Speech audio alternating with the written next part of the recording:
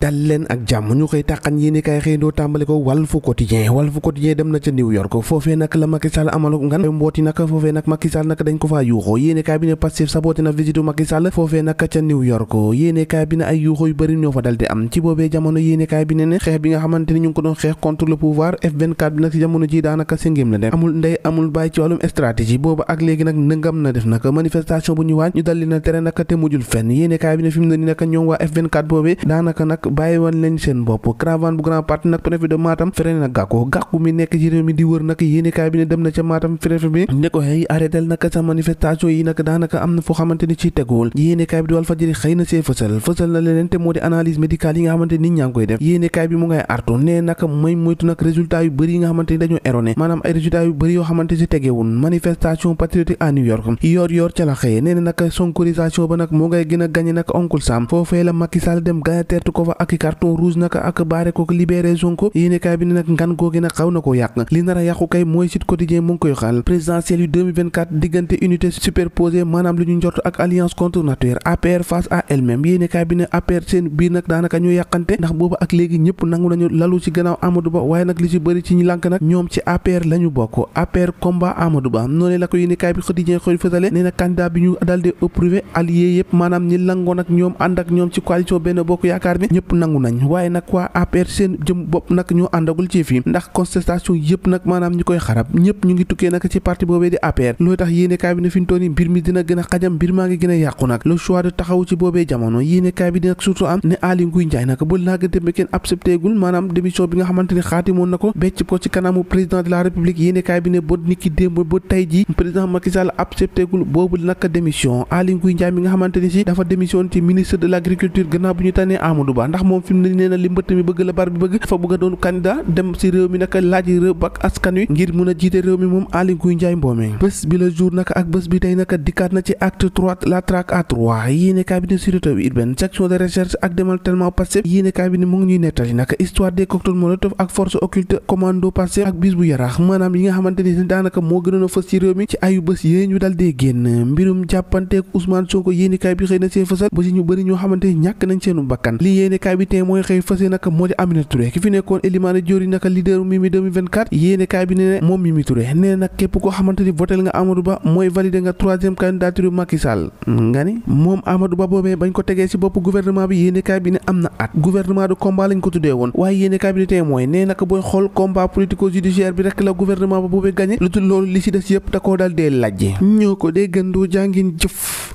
ba ëllëg